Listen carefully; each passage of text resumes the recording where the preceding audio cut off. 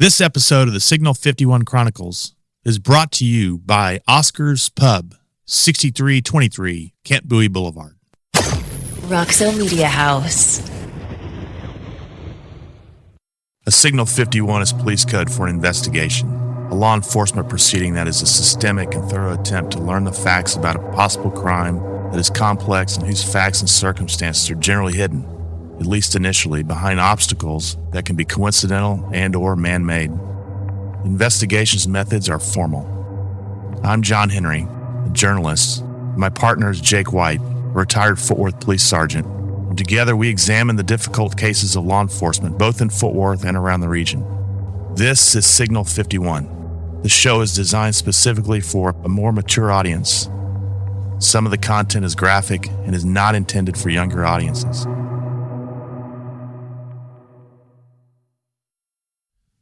This week on the Signal 51 Chronicles, death at daybreak.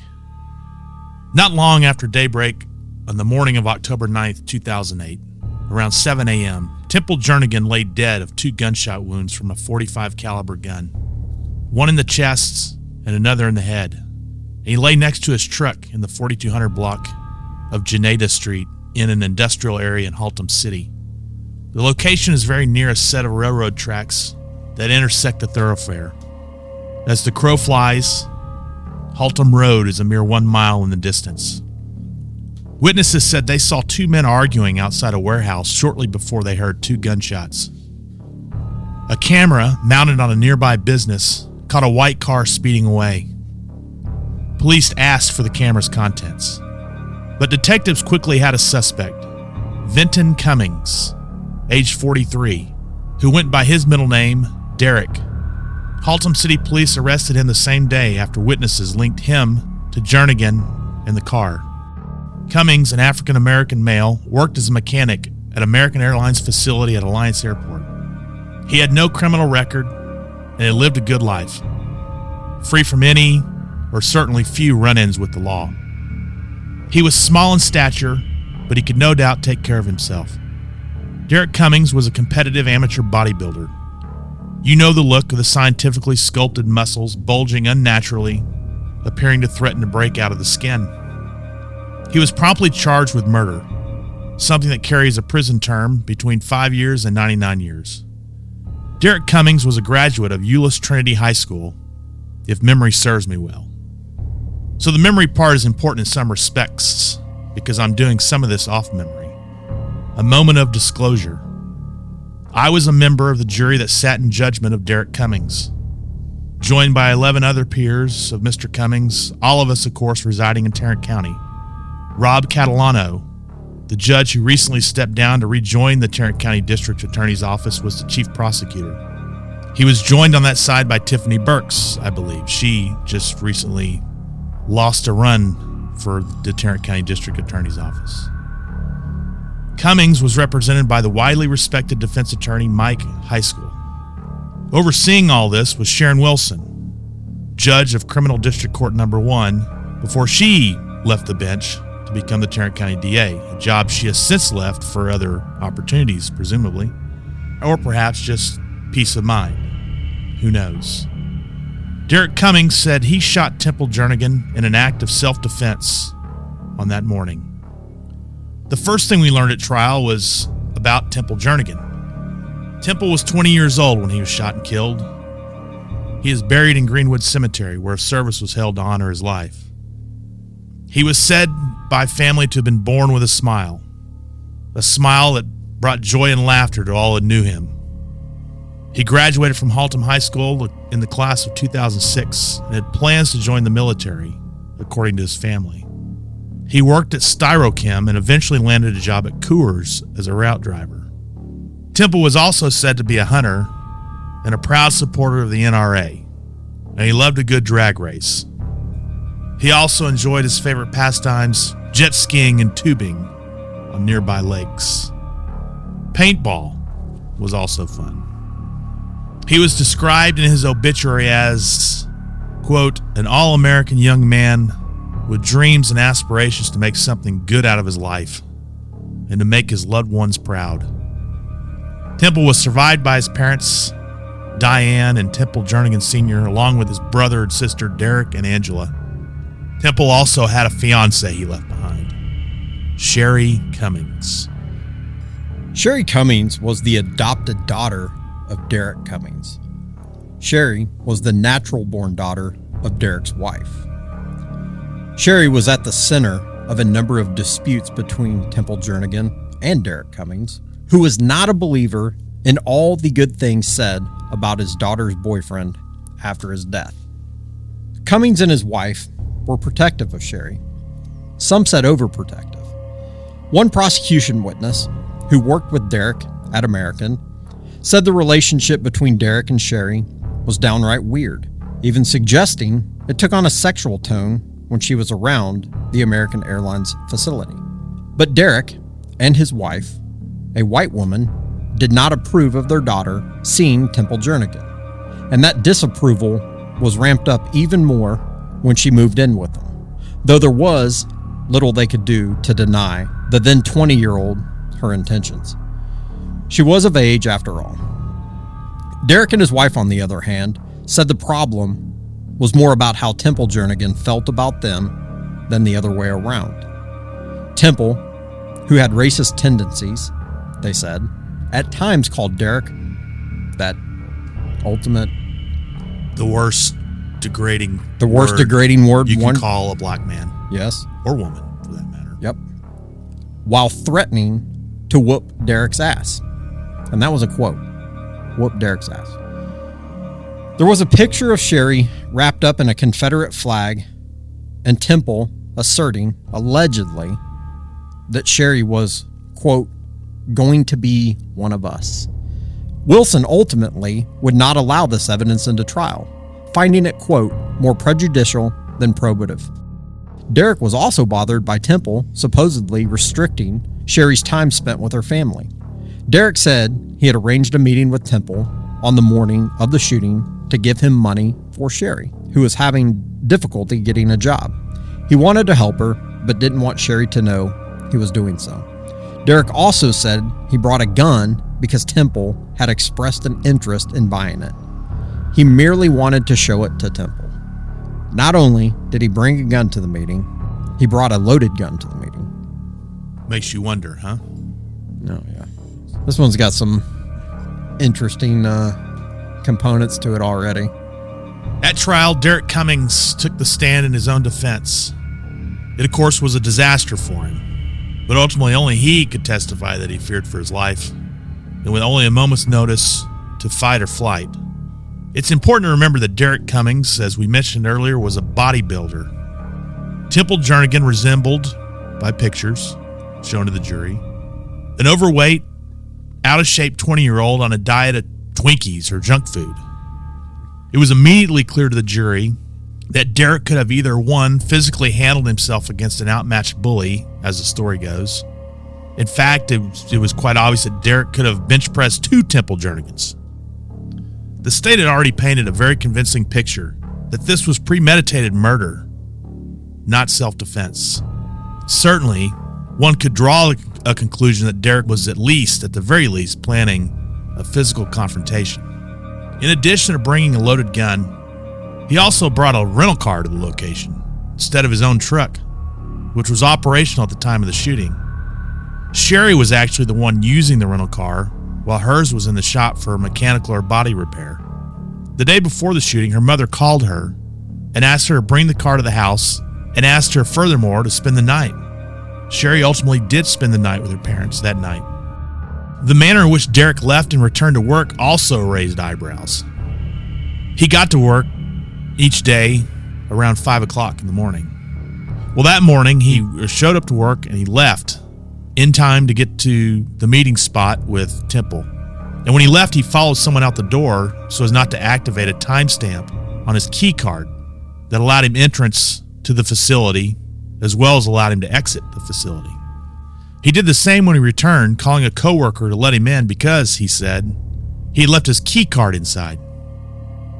Once he got back inside, Cummings then nonchalantly settled into a game of dominoes with another employee. A colleague testified at trial. Said Catalano, the prosecutor, quote, he was planning his alibi.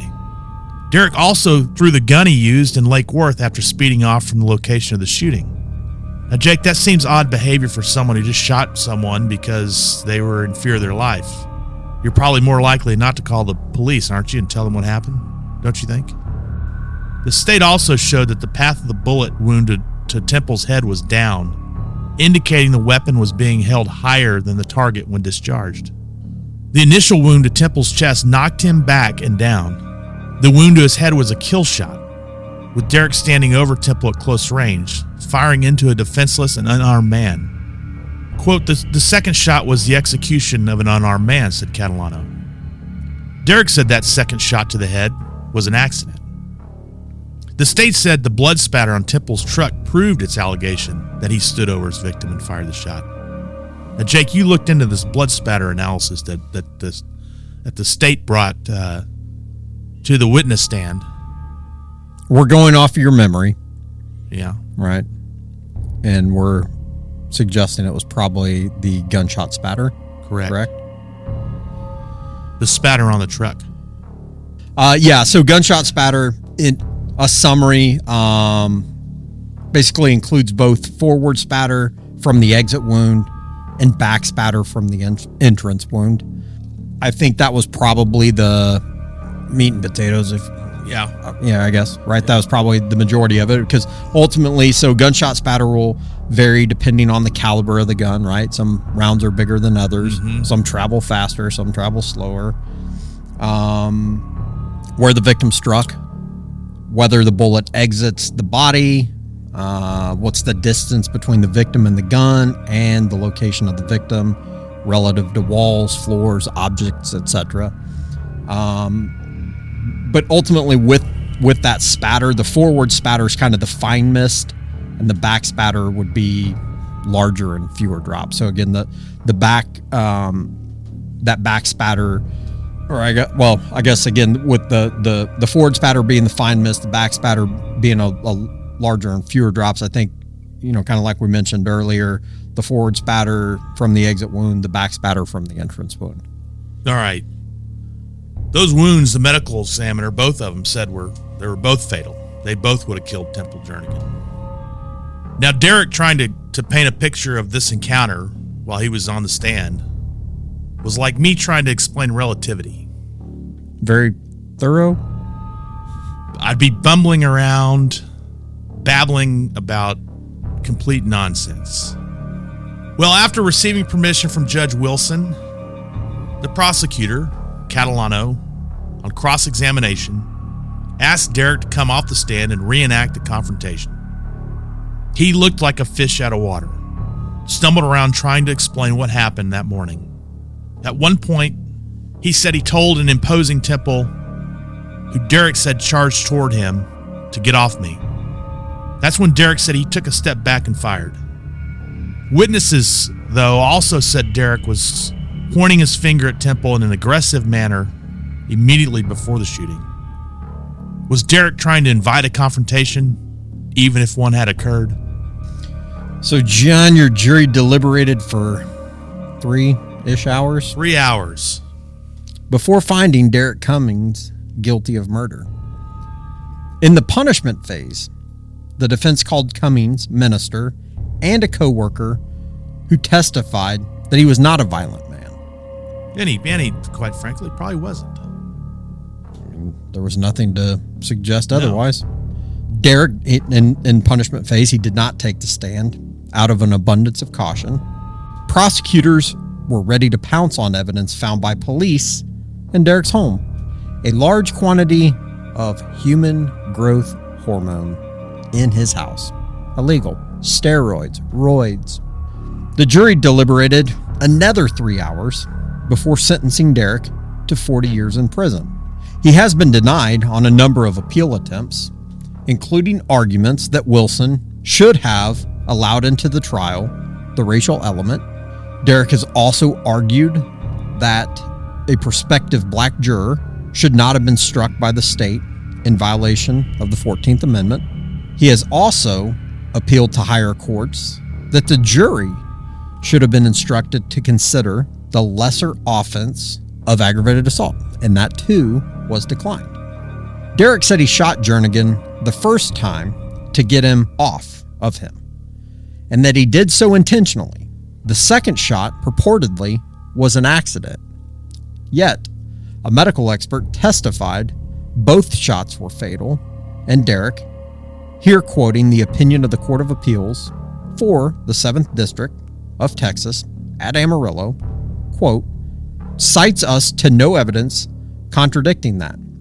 Because of this, he was not entitled to the charge since the lesser offense of aggravated assault is unavailable when there is no evidence that the victim suffered a lesser form of serious bodily injury than death, end quote.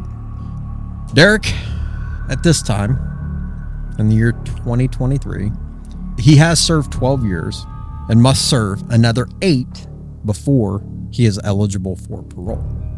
So what we're going to have to do, we've got some legal components here we need to talk about. We're going to get Sean Furkey's take on that. You know, John, my favorite bar in West Fort Worth, little place called Oscar's Pub. Never heard of it. Where is it? 6323 Camp Bowie. Oh, I do know this place. Yes. I have been told and have experienced they serve the best cocktails in West Fort Worth. Pretty tasty. And at a price that can't be beat. Cannot. And a staff that could not be more friendly. Ugh. I'm telling you. And when you walk in there, they made a show. They made a TV show in the early 80s, mid 80s. Very much a resemblance. Heard about it. You're talking Cheers. It's the exact same thing. You walk in. Where everybody knows your name. Everybody knows your name. Telling you what. Also, it is a very friendly place. In fact, there's an order there that says, or a directive there that says, be nice or leave. That's how friendly this place is. They mean it too. Oh, yeah, they mean it too. And I'm telling you what else. Do not sleep on those tacos in that taco truck. It sits right outside. No, sir. I've had tacos and burritos there.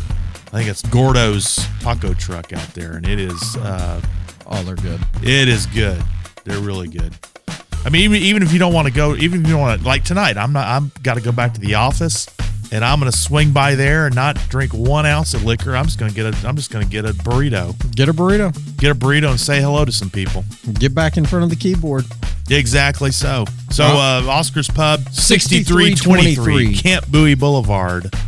Be there or be square. All right, with us we got the Signal 51 Chronicles legal expert. Yeah, our authority. Our authority in all matters legal or illegal. He's the Signal 51 hammer. The Signal 51 hammer. Correct. Wow. None other than Sean Furkey.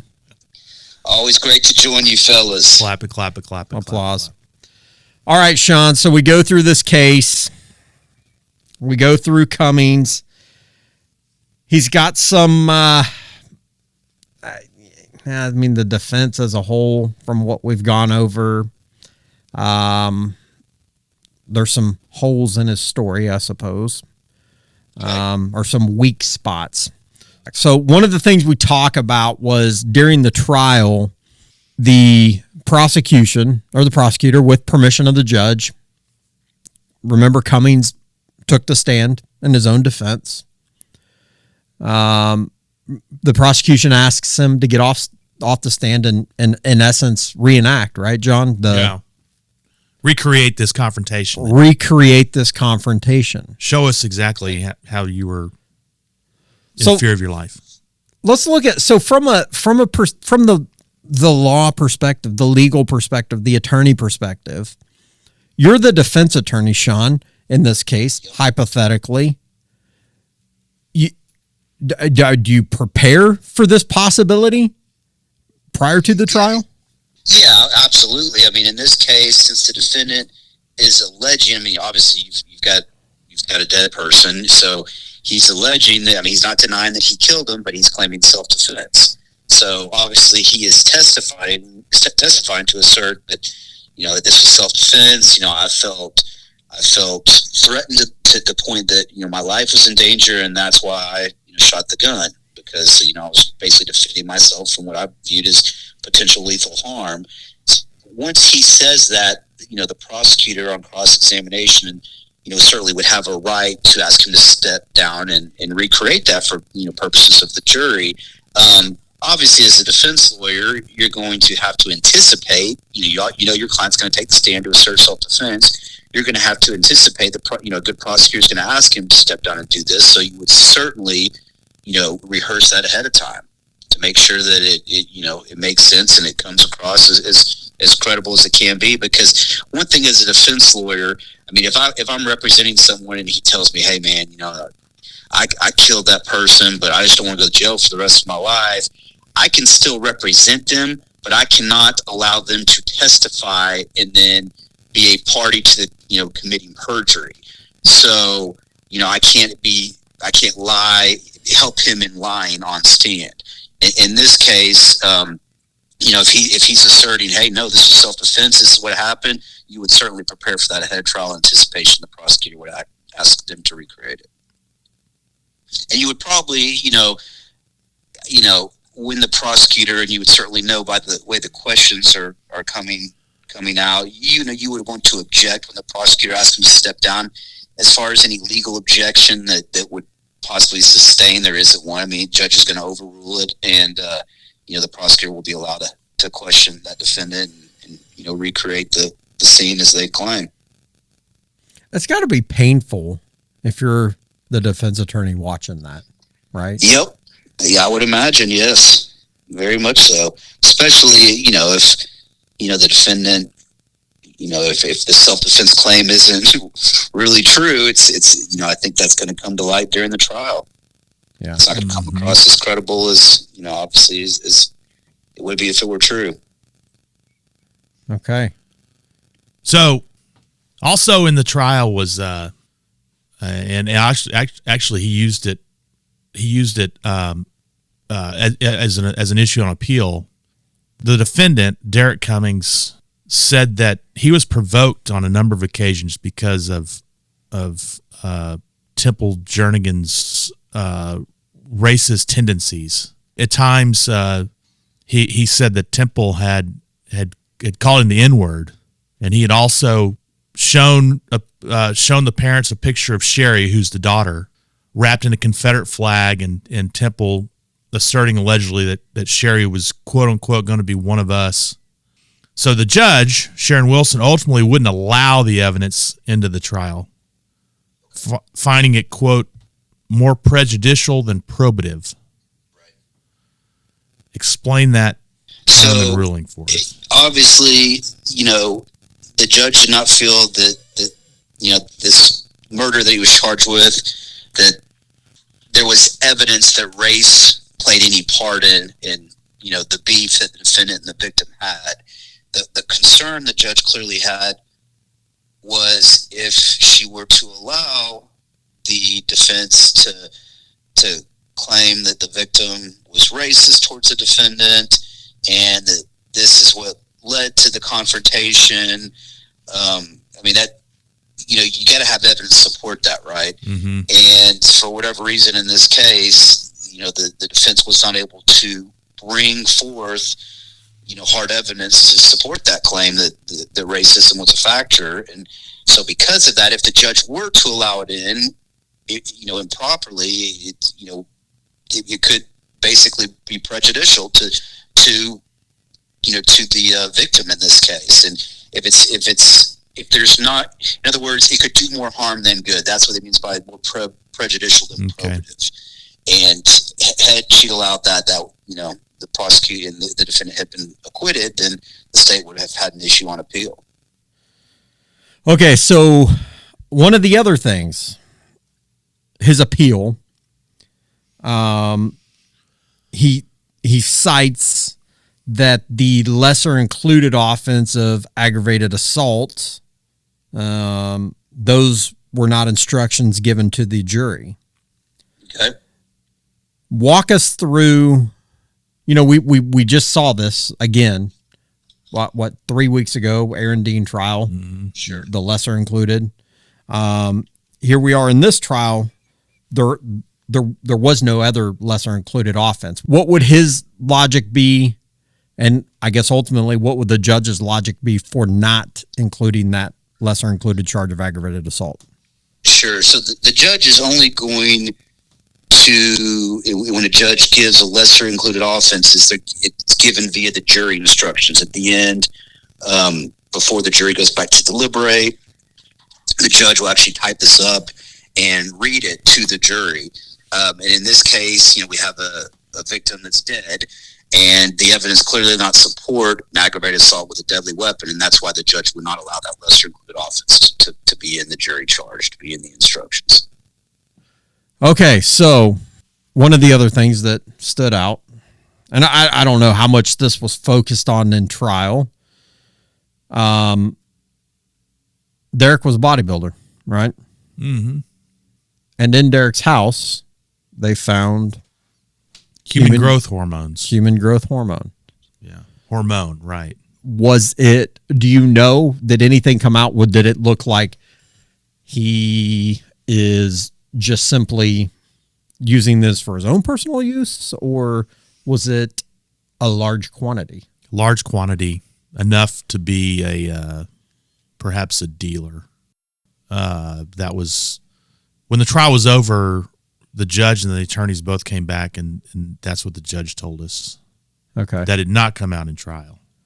So that's one of the other things a few things. Jernigan did not sound like a creature of good health. I'm not saying that he was in poor health. He's just certainly, from a physical perspective, they were not on the same level. Right. One had a diet of Twinkies. The other had a diet of protein and stuff. Mm-hmm. Grains, fruits, vegetables, needles, I would guess. Yes. The dietary habits of those guys, it's impressive. There's a sacrifice. Yeah. But I also think, and I'm not saying Cummings wasn't, there was no evidence to suggest that he did consume any kind of steroids, if you will. He could have been an all-natural bodybuilder. Mm-hmm. And I don't know if you've had any run-ins with these guys or know anybody personal where they're certainly super jacked, super shredded, and they're like, "No, man, it's all natural. I don't take anything." I mean, I know of a couple people who I'm pretty sure were not all natural. Now, they didn't have the rage to murder someone, but there's always that association, right? Yeah, in some cases, but I don't. Or is that an old school way of thinking? Maybe, I don't know. I've always just thought it depends on who's taking it. The body chemistry and disposition and everything else is different in everybody. So there could be road rage. If I took steroids, it might make me, rage against humanity. And you take steroids, and it might be like smoking dope or something. You're just as relaxed and doesn't bother you. I'm just always calm. Yeah, sure. Nothing ever gets me riled up. So anyway, the point you're making, though, is... Well, the point I'm making is, so he's convicted of this murder. Mm-hmm. How much of a role did that play? I mean, because let's face it, his defense was not the strongest. I mean, he's going up against a guy who has a diet of Twinkies, as we've stated. Most of those guys that are in really good shape, they really are strong. Oh, yeah. They really are fast. I mean, I don't know. That, to me, that's a struggle. And let's face it, it takes a lot of dedication to get into that kind of condition. I don't know that personally at all. But from the ones that I do know that have done that, I mean, that becomes their life, right? So there is. Oh, yeah. I mean, they're completely consumed with it, and I think that it's like a priest in the Word of God. I mean, they're just completely dedicated to it. Yeah, exactly. Yeah. Nice analogy. Thank I you. like that. Yeah, thank you. But so the other thing, though, this is what sucks about crime. Was Derek Cummings upset that his daughter had grown distant? Mm-hmm. Yes. Right. heartbroken, sad. The list goes on. Confused. We're talking about a 20-year-old girl. Right. Who's going out in the world on her own. He may not have been ready for that. Right? He might not have. Not all parents have the ability to say, go fly. Right. Go grow on your own. Some parents are, well, they were described as overprotective. But what sucks about crime is that was his, if that was the case, that was his resolution. Yeah. There was not a concept of, hey, okay, look, I got to give her space for the, 1 year, 2 year, 5 years, 10 years, however long it's going to be. More than likely 5 months or 10 months. You're exactly right. 20. So what sucks about crime is it's selfish on almost every level. Yeah, because you have some sort of greed if you're a thief. Yep. If you need money for drugs, you got to have. That's a good point. It is. I mean, that was his resolution, was to kill the person that was taking away from him. Mm-hmm. Again, I'm not saying that he shouldn't have been sad. I'm not saying that he shouldn't have struggled with it. But the idea of killing someone because they're taking time away from your daughter, that sucks. That's the society that we live in. And listen, let's face it. I'm sure there's 1,000 other of the same stories throughout the U.S. that happen, every decade, right? I mean, this in and of itself is not that uncommon. The racial component, we don't know because there was nothing introduced at trial. Right. The guy who supposedly said it's dead. The guy who said it was dead. But again, another thing of, there's just so many other ways to handle, like even a whole bunch of ways. There's, yeah. I mean, if that were I don't want to say I question it, but I would say that his daughter, I struggle with the fact that if Jernigan was that way, that she would have tolerated it. Mm-hmm. Right. I mean, I maybe I'm wrong, but I don't know. That is a good question. And I don't know the answer to it, because although she did take the stand in support of her father. She did? She did. Ah. Of course, that question wasn't asked. They Yeah. did try to ask the wife about it, and of course the state objected, and the judge sustained that objection because she'd already ruled that it wouldn't be allowed into testimony. The other, like I said, as if no murder is not tragic, right? I mean, I think every murder is tragic. It's horrible. It sucks.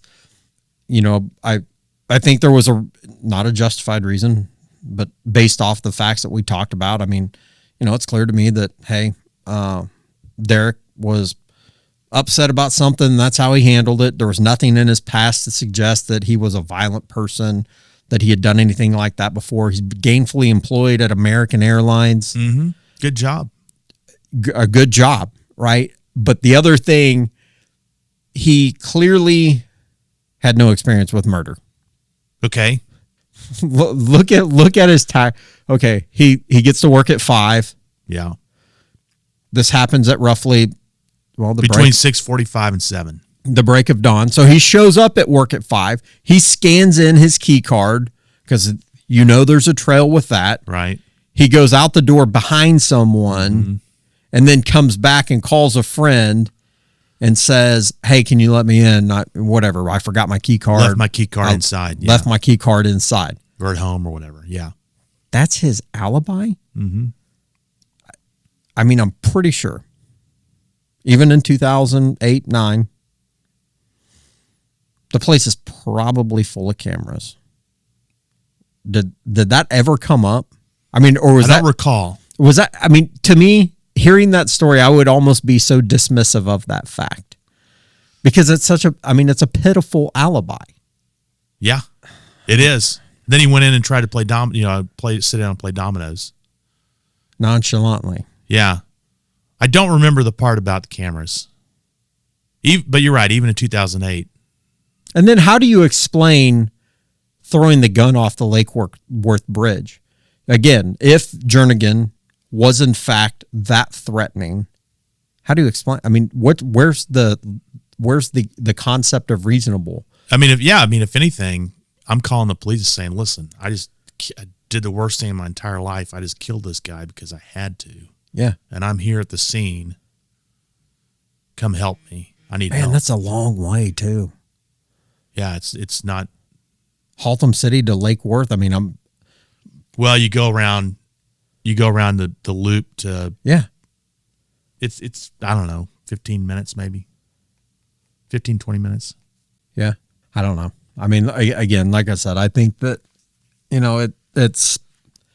it sucks for sure, but at the end to me that had to, he's described as the overprotective parent. Mm-hmm. And then what was the component? One colleague from, and actually they had been friends, I believe, if I remember right, thought the relationship between father and daughter was a little strange. Okay. I wanted to make sure I was clear on that. Yeah. That was his resolution. Yeah. I mean, again, I can only, unless there were facts we never heard of, that never came out, what else could the motive have been other than daughter now has a boyfriend, fiance, and he's taking all the time from her. Yeah. I mean, it seems to me like a rational person with some experience would realize if I just don't do anything, it's probably the best course of action because I don't need to do anything. Mm-mm. I saw the dude. I saw pics of him online. Some of the old news stories. I mean, or no, it wasn't even an old news story. When we were researching it, it was like some competition he had entered maybe only a year prior. Uh-huh. I mean, he was jacked. Yeah, he was freaking ripped up. He looked like he was smaller in stature, but I mean, he was a big dude. I mean, no doubt would have. I mean, I'm sure Jernigan, even if he was like a tough guy, I mean, he probably didn't have the physical stamina. No. To annihilate a bodybuilder. He might have one or two punches in him, and then he's spent, I would guess. Yeah, I think so. But but again, going back to your point about this was the guy's resolution. Best course of action was probably just not done anything, not even worried about it. Because that relationship would probably be over within months. That's the probability is high on that. Yes, maybe a couple of years, maybe, and of course it could come with there could be a slip up and there be a child involved if they lasted that long. But chances are the parents would be stuck with a daughter coming back home and a grandbaby. I mean, again, I look at his history. He wasn't a crook. Right, he wasn't. I mean, he was obsessed with working out, and apparently had a side gig of maybe delivering HGH. Yeah. So, Jake, that's another edition of the Signal 51 Chronicles. You guys stay out of trouble. Most crime does not pay. It does not. Time for Oscar's Pub, 6323 Camp Bowie. Let's get it. Roxo Media House.